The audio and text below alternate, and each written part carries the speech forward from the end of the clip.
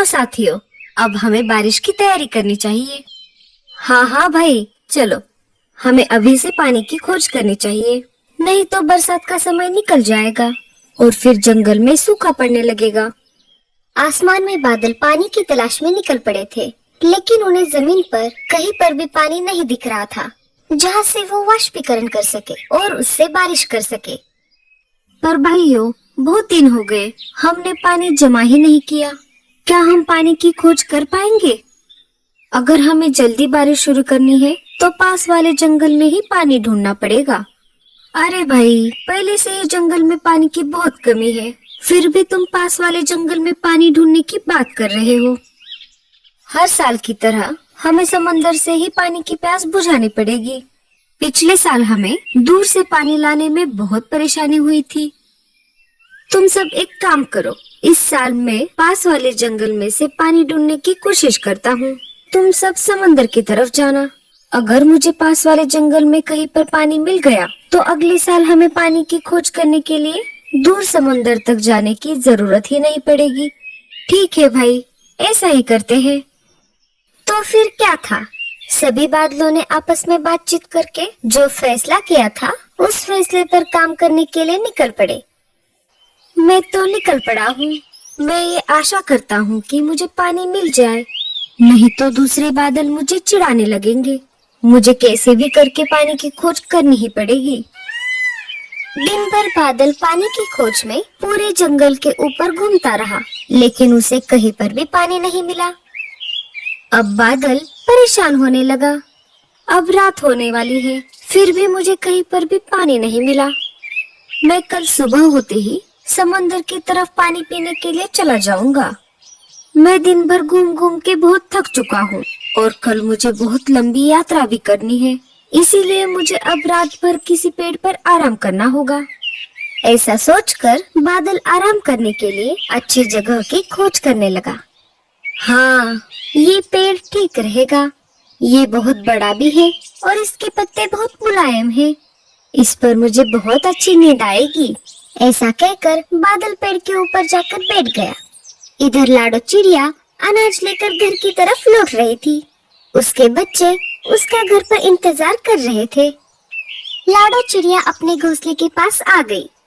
बच्चों ने पहली बार बादल को देखा था, इसीलिए वो उसे घूरे जा रहे थे। मम्मी, वो इतना बड़ा क्या है? क्या वो एक पंछी है? अरे नहीं बच्चों, वो कोई पंछी नहीं, एक बादल है। पिछली बार जब आपने बारिश देखी थी, वो इसी बादल से आ रही थी। मम्मी, बादल नहीं होंगे तो क्या बारिश भी नहीं होगी? हाँ मेरे बच्चों, बादल को बरसात के लिए पानी की जरूरत पड़ती है, तभी वो बारिश कर पाएगा। बादल उनकी सारी बातें ऊपर से सुन रहा था। वो उनकी तरफ देख रहा था। मम्मी, हमें उनसे बात करनी है। नहीं बेटा, वो थक गए होंगे, उन्हें थोड़ा आराम करने दो। अरे कोई बात नहीं चिड़िया रानी, तुम सब मुझसे बात कर सकते हो। बादल की ये बात सुनकर बच्चे बहुत खुश हो गए। तीनों उसके पास आ गए। अरे, जब हम आपको दूर से देखते हैं तब हमको लगता है कि सारे बादल बर्फ से बने होते हैं, पर तुम तो किसी सूखे कपास की तरह लग रहे हो। हाँ चिड़िया रानी, तुमने जैसा सोचा है हम बिल्कुल वैसे ही होते हैं। हम बर्फ की तरह ठंडे होते हैं। तो क्या इसका मतलब इस साल बारिश नहीं होगी? अरे नहीं नहीं, ऐसी बात नहीं है। इस साल बारिश अवश्य होगी और वो भी बहुत ज्यादा। बाकी सारे बादल इसी कारणवश बहुत सारा पानी पीने के लिए समुद्र की तरफ गए हैं। अगले साल हमें दूर तक यात्रा न करनी पड़े, इसीलिए मैं पास वाले इलाके में पानी की खोज कर रहा था, परंतु मुझे कहीं पर भी पानी नहीं मिला। क्या आप पश्चिम में पहाड़ी इलाकों की तरफ गए थे? मैंने सारी दिशाओं में खोज की, परंतु मैं बहुत थक चुका था, इसीलिए मैं पश्चिम की तरफ बहुत दूर तक नहीं जा सका। अगर मैं बहुत दूर तक जाता तो मुझे समंदर की तरफ जाने में बहुत ज्यादा कष्ट झेलना पड़ता। बादल भैया, हम जंगल के सारे पंछी पश्चिम इलाके वाली नदी से ही पानी पीते हैं, क्योंकि बाकी जगह पर कहीं पर भी पानी नहीं है। फिर तो बहुत अच्छा हुआ। मैं कल ही सुबह जाकर वहाँ से पानी पी लूंगा। तुम्हारा बहुत बहुत शुक्रिया चिड़िया रानी। मैं सारे पंछियों के उठने से पहले ही यहाँ से चला जाऊंगा। लेकिन जाते जाते मैं तुम्हें एक जरूरी बात बताना चाहता हूँ, क्योंकि तुमने मेरी बहुत मदद की है। पिछले साल बहुत कम बारिश हुई थी, इसीलिए हम सभी बादलों ने यह निर्णय लिया है कि इस साल बहुत ज्यादा तेज बारिश करेंगे, ताकि अगले साल तक जंगल के सारे जानवर और पंछियों को पानी की कोई समस्या ना हो। इसीलिए मैं तुमसे एक विनती करता हूँ कि आप सभी पंछी अपने अपने घोंसले किसी ऊंचे पेड़ पर बनाएं। हमें ये बात बताने के लिए बहुत बहुत शुक्रिया। मैं जंगल के सारे पशु पक्षियों को सतर्क कर दूंगी। इधर बाकी सारे बादल समुंदर तक पहुंच चुके थे। अरे भाइयों, क्या पता हमारे बादल दोस्त को पानी मिला भी है या नहीं। अगर ऐसा ना हुआ तो हमारा तेज बारिश करने का फैसला गलत साबित हो जाएगा और जंगल में फिर से सूखा पड़ जाएगा। इसीलिए हमें जितना ज्यादा हो सके उतना ज्यादा पानी पीना होगा और साथ ही साथ हमारे बादल दोस्त के हिस्से का भी पानी पीना होगा। अगर हमारे बादल दोस्त को पानी नहीं भी मिला तो उसकी जगह पर हम बारिश कर लेंगे। इधर दूसरे दिन सुबह जैसे लाडो चिड़िया ने बादल से कहा था कि पश्चिम की तरफ एक नदी है और उसमें बहुत सारा पानी है, वैसा ही बादल ने किया। बादल सुबह सुबह सारे पंछियों के नींद से जागने से पहले ही लाडो के घोंसले के पास वाले पेड़ से ही निकल पड़ा। सारे पंछी जाग गए। सुबह होते ही लाडो चिड़िया सीधा राजा जी के पास चली गई। अरे लाडो, कैसी हो तुम? बताओ, सुबह सुबह कैसे आना हुआ? क्या बताऊं राजा जी, बात ही कुछ ऐसी है। 1-2 दिन में हमारे जंगल में तेज बारिश होने वाली है। उस वजह से जंगल में बाढ़ भी आ सकती है। ये सब तुम्हें किसने बताया? तुम इतने दावे के साथ कैसे कह सकती हो? लाडो पिछले रात की सारी घटना राजा जी को बताती है।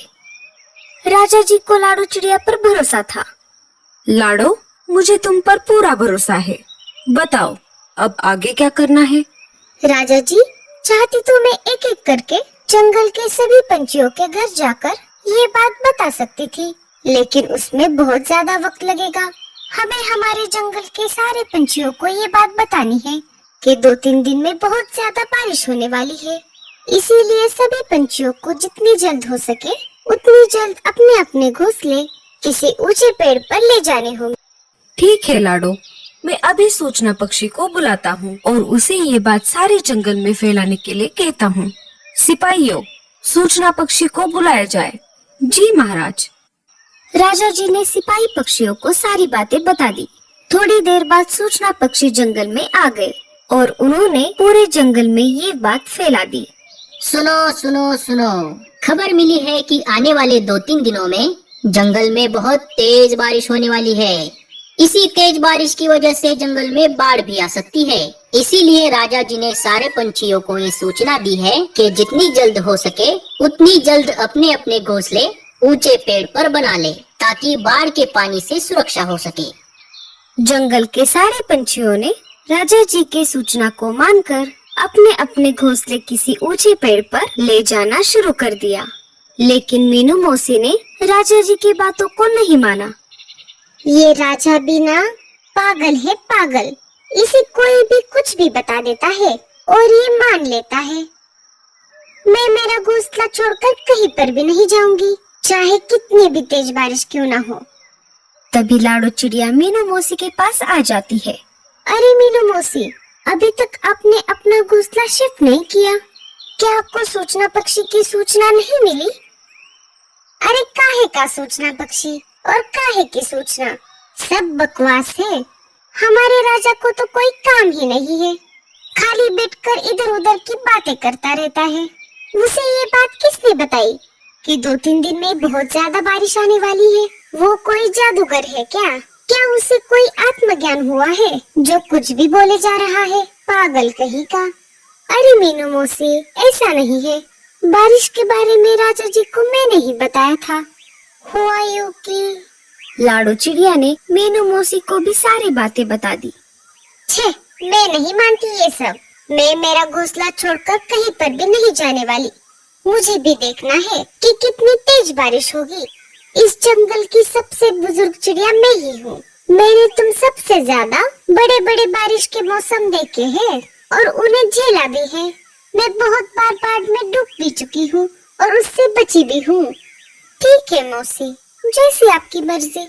अब मैं चलती हूँ, मुझे मेरा घोंसला अकेले ही ले जाना होगा। मेरे बच्चे अभी छोटे हैं ना। लाडो मीनू मौसी के घोंसले से निकल पड़ती है।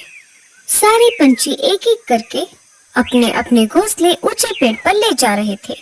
2 दिन गुजर गए और तीसरे दिन सुबह सुबह आसमान में घने बादल छा गए।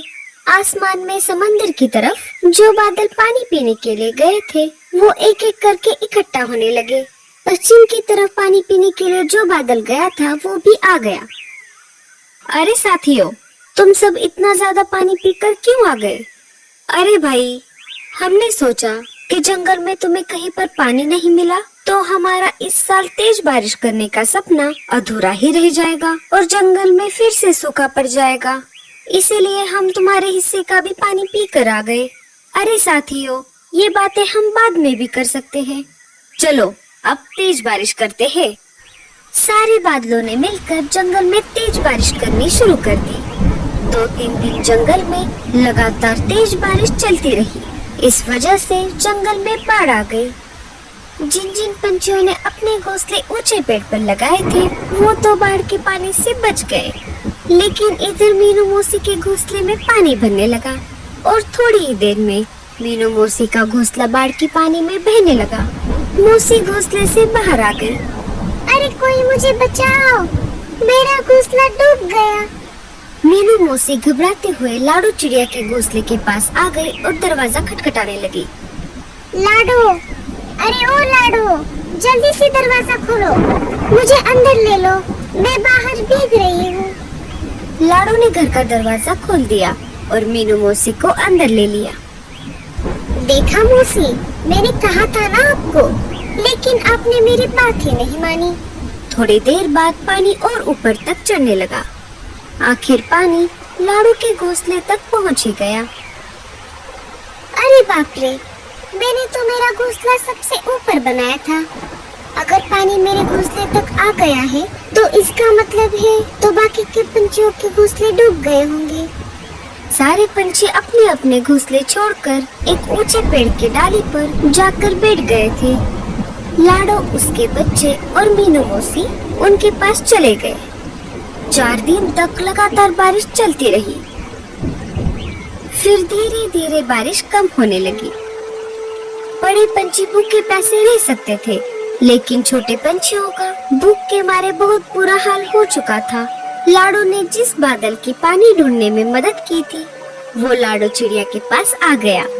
बादल भाई, आपने तो कहा था कि तेज बारिश होने वाली है, लेकिन इतनी ज्यादा तेज बारिश होने वाली है ये नहीं बताया था। अरे चिड़िया रानी, मुझे माफ कर दो। हुआ यूं कि बादल ने सारी बात लाडो को बताई कि कैसे दूसरे बादलों ने उसके हिस्से का भी पानी पी लिया था। लेकिन अब आप ही बताइए, हमारे घोंसले तो पानी में बह चुके हैं। हम कब तक पेड़ पर यूं ही ऐसे बैठे रहेंगे? जंगल में अभी भी बहुत सारा पानी भरा हुआ है, ऐसे तो हम सब मर जाएंगे। अरे चिड़िया रानी, तुम चिंता मत करो, इसके लिए मेरे पास एक उपाय है। बादल ने सारे पंछियों के लिए अपने कपास से छोटे छोटे घर बना दिए। चिड़िया रानी, जब तक जंगल का पूरा पानी कम नहीं होता तब तक तुम इस बादल के घोंसले में रह सकती हो। जब पानी उतर जाएगा तब तुम इस घोंसले को छोड़ देना, ये अपने आप मेरे पास वापस लौट आएंगे। आपका बहुत बहुत शुक्रिया बादल जी, लेकिन हम सबको बहुत भूख लगी है। अरे मैंने इसका उपाय भी कर लिया है। मैंने हर एक बादल के घर में बहुत सारे फल रखे हैं। जब तक पानी कम नहीं हो जाता तब तक तुम सब ये खा लो। बाढ़ का पानी कम होने तक सारे पंछियों ने मिलकर बादल के घोंसले का बहुत मजा ले लिया। दोस्तों, अगर आपको हमारी बादल की स्टोरी अच्छी लगी तो प्लीज इस वीडियो को लाइक, कमेंट, शेयर, सब्सक्राइब करना मत भूलिएगा। धन्यवाद। वन जंगल में रानू चिड़िया अपने बेटे कुकू के साथ रहती थी। कुकू बेटे, ये जगह बहुत अच्छी है। यहाँ आसपास इंसान रहते हैं, इसलिए मुझे रोजाना कुछ न कुछ खाने को मिल ही जाएगा। मैं जल्दी से घोंसला बना लेती हूँ। हाँ मम्मा, और जब हमारे अंडों से बच्चे निकलेंगे ना, तो मैं अपने छोटे भाई बहनों को उड़ना सिखाऊंगा। हम सब मिलकर खेलेंगे। रानू चिड़िया बहुत खुश थी। उसने घोंसला पूरा किया और कुछ ही दिनों में 2 सुंदर अंडे दिए। वो हर रोज खुश होकर उन्हें देखती और अपने सपनों में खो जाती। एक दिन रानू चिड़िया अपने बेटे से कहती है, कुकू बेटा, मैं जरा पानी पीने और कुछ दाना लेने जा रही हूँ। तुम इन अंडों का ध्यान रखना। वैसे यहाँ कोई खतरा नहीं है। रानू उड़ गई। कुकू घोंसले में बैठा था। उसी वक्त नीचे इंसान औरत आंगन में झाड़ू लगा रही थी। तभी उसके गले का सोने का हार गिर जाता है। ये क्या चमक रहा है? कितना सुंदर है। मम्मा को दिखाऊंगा तो खुश हो जाएंगी। कुकू हार उठाकर घोंसले में रख देता है। लेकिन थोड़ी देर में इंसानी पति पत्नी हार ढूंढते हुए नीम के पेड़ के नीचे आते हैं। वो देखो, हार उस चिड़िया के घोंसले में है। अभी उसे निकालता हूँ। फिर वो आदमी बड़ी लाठी से घोंसले को मारता है। घोंसला गिर जाता है। कुकू किसी तरह बच जाता है, लेकिन दोनों अंडे टूट जाते हैं। रानू चिड़िया जब वापस आती है तो घोंसला टूटा देखती है, अंडे टूटे हुए और कुकू रोता हुआ। मम्मा, वो इंसान हार के लिए उन्होंने घोंसला तोड़ दिया। हमारे भाई बहन मर गए। जालिम इंसान, सोने के हार के लिए मेरे बच्चों को मार दिया। क्या इतना जरूरी था वो हार? मैं कभी माफ नहीं करूंगी। मैं उन्हें बताऊंगी कि एक माँ का दर्द क्या होता है। रानू चिड़िया बेटे को लेकर जंगल चली जाती है। सबसे ऊंचे पेड़ पर नया घोंसला बनाती है, लेकिन उसके मन में बदले की आग जल रही थी।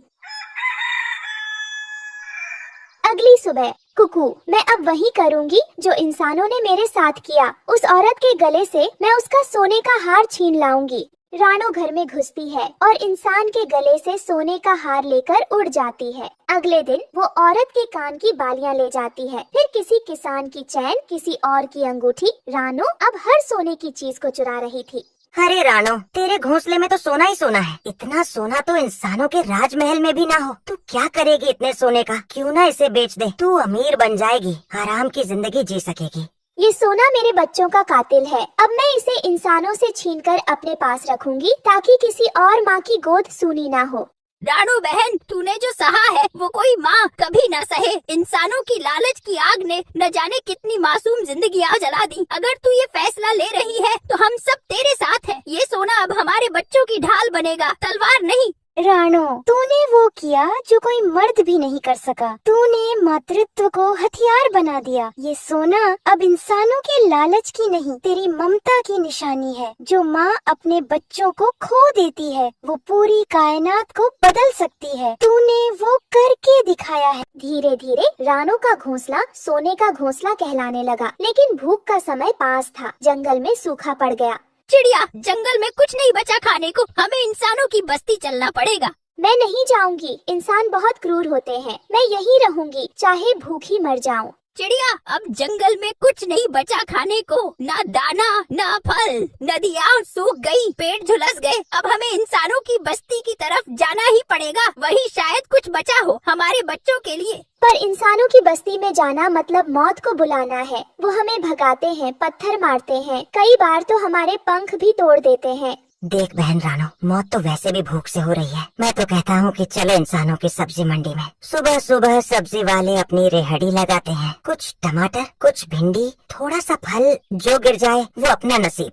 हाँ हाँ, चलो ना। इंसानों की मंडी में बहुत कुछ गिरता है। मिर्ची, पत्ता गोभी, केले। बस सही टाइम पर झपट्टा मारो और उड़ जाओ, वरना कालू तो हमेशा पहले ही सबले उड़ता है। अबे मिट्ठू, मैं झपट्टा नहीं मारता, मैं शिकार करता हूँ। तुझ जैसे रंग बिरंगे तोते को तो इंसान पिंजरे में बंद कर देता है। तेरी तो किस्मत भी सब्जी जैसी है, दिखने में मजेदार, खाने में बेस्वाद। बाकी पक्षी चले जाते हैं। इंसानी बस्ती के पास एक सब्जी वाला हरी सब्जी ले लो चिल्ला रहा था। कालू, मिट्ठू, कबूतर छिपकर देखते हैं। आलू ले लो, भिंडी ले लो, एकदम ताजा माल, लूट लो लूट लो।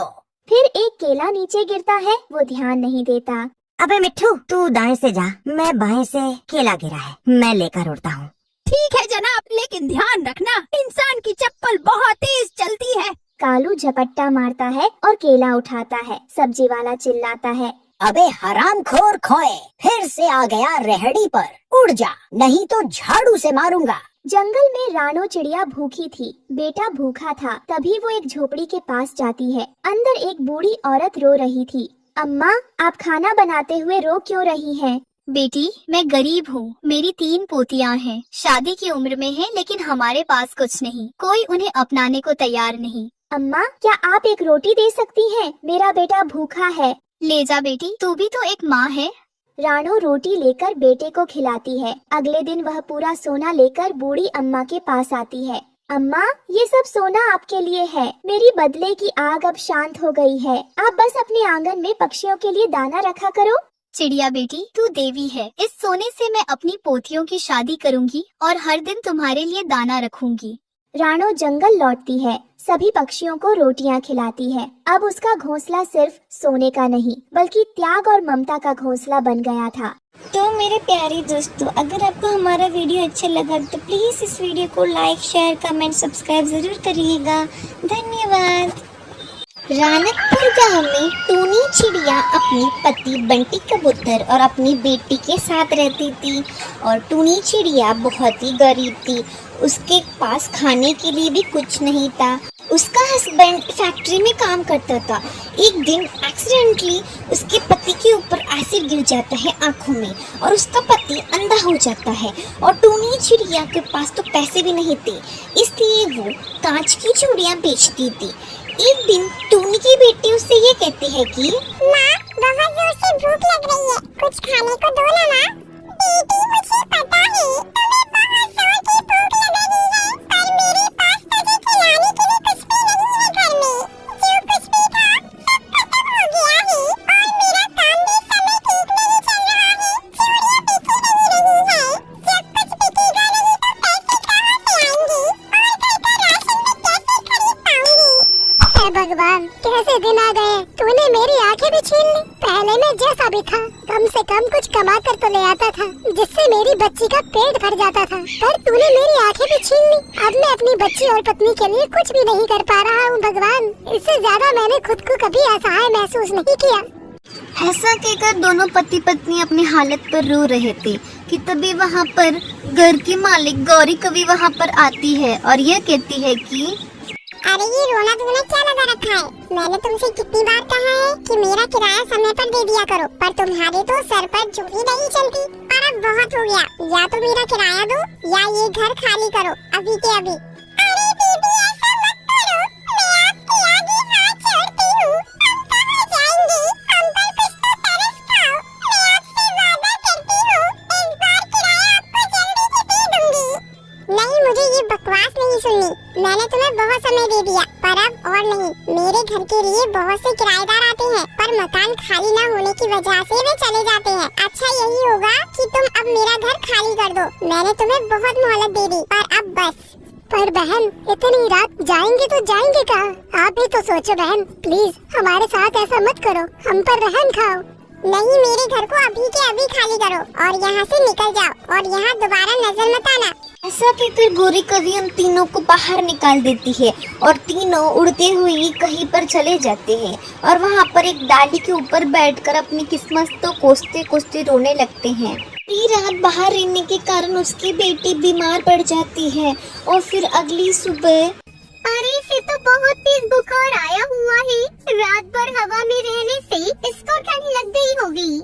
पर करे भी तो क्या, बिना घर के यही होगा हमारे साथ। अब हमें इस चीज की आदत डालनी होगी। नहीं, मैं ये नहीं होने दूंगी। मैं अभी किसी न किसी घर के इंतजाम करूंगी। फिर ऐसा कहकर टूनी चिड़िया वहाँ से चली जाती है। तभी टूनी की नजर मिट्टी पे पड़ती है और वो ये कहती है कि क्यों ना मैं एक मिट्टी का घर बनाऊं? हाँ, क्योंकि गर्मी भी बहुत हो रही है। मिट्टी के घर में सुकून भी बहुत रहेगा और हमारे सर पर कम से कम एक छत तो हो जाएगी। ऐसा कहकर टूनी चिड़िया मिट्टी का घर बनाती है जिसमें अपने परिवार के साथ रह सके। तभी रात हो जाती है और जोरों से बारिश आती है और मिट्टी का घर पानी की वजह से पूरा पिघल जाता है। और टूनी चिड़िया तो ये बात भूल गई थी कि पानी में मिट्टी का घर पिघल जाता है। हे भगवान, ये तो कौन से कर्मों की सजा दे रहा है हमें। एक तो मेरी बच्ची पहले से ही बुखार से तड़प रही है, तूने बारिश करके रही सही कसर भी पूरी कर दी, ये छत भी हमसे छीन ली। हे भगवान, अब भला कितनी परीक्षा लेगा हमारी, हम क्या करके मानेगा भगवान। अगर हमें मारना ही चाहता है भगवान तो अपने पास बुला ले, पर भगवान ऐसा कष्ट मत दे।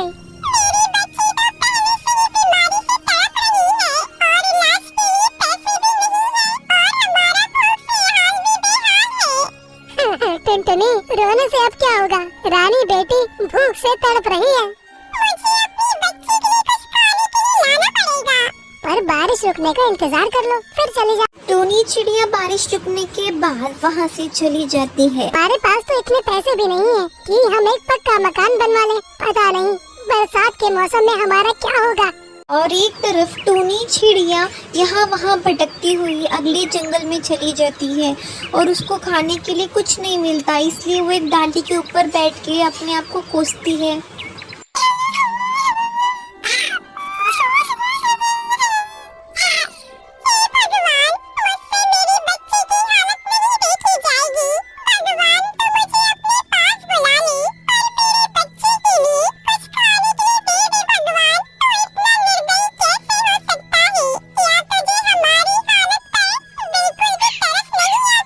ऐसे देखकर टूनी चिड़िया रोने लगती है। तभी वहाँ पर पेड़ के ऊपर एक परी टूनी चिड़िया की सारी बातें सुनती है और उसके ऊपर तरस खाकर उसके सामने आती है और टूनी से ये कहती है कि टुनटुनी चिड़िया, मैंने तुम्हारी सारी बातें सुन ली हैं। तुम इतने दुखों से अकेली लड़ रही हो। सच में तुम एक सच्ची माँ हो। टुनटुनी, डरो मत, मैं एक भली परी हूँ। मैं यहाँ से जा रही थी कि तुम्हारी रोने की आवाज सुनते हुए मैं तुम्हारे पास आ गई और मैंने तुम्हारी सारी बातें सुन ली। पर तुम अब निश्चिंत हो जाओ टुनटुनी चिड़िया, अब तुम्हें कोई भी कष्ट नहीं होगा। अब मैं तुम्हारे साथ हूँ ना, तुम्हें कुछ भी नहीं होने दूंगी और जितने भी दुख तुमने सहे हैं और कष्ट झेले हैं उनको खत्म कर दूंगी। सच में परी, आप मेरी मदद करेंगी? आप बहुत भली परी हो। हाँ टुनटुनी चिड़िया, बोलो तुम्हें क्या क्या परेशानी है? मेरी बच्ची बहुत बीमार है और उसे बहुत भूख लगी है। बहुत दिनों से उसने कुछ खाया नहीं है, तो क्या तुम हमें कुछ खाने को दे दोगी? खाया तो तुमने भी कुछ नहीं है ना टुनटुनी, पर अब तुम निश्चिंत होकर घर जाओ, तुम्हें वहाँ पर सब कुछ मिल जाएगा। तुम्हारा हर दुख दूर हो चुका होगा। उसके बाद टूनी चिड़िया अपने घर की ओर जाती है तो वो ये देखती है कि उसका घर पूरा सोने का हो जाता है और टूनी चिड़िया शॉक हो जाती है। फिर वो अपने घर के अंदर जाके देखती है कि उसका पति की आंखें ठीक हो गई थी और उसकी बच्ची भी ठीक हो गई थी और उसके घर में बहुत सारा सोना था और टूनी चिड़िया उस घर में खुशी से रहने लगती है। इसलिए कहते हैं दोस्तों, कभी भी हार नहीं माननी चाहिए। गाइस, थोने मोरी टूनी चिड़िया री स्टोरी केड़ी लगी? अगर थोने मोरी टूनी चिड़िया री स्टोरी अच्छी लगी तो प्लीज इन वीडियो ने लाइक करजो, शेयर करजो, कमेंट करें जरूर बताइजो। धन्यवाद।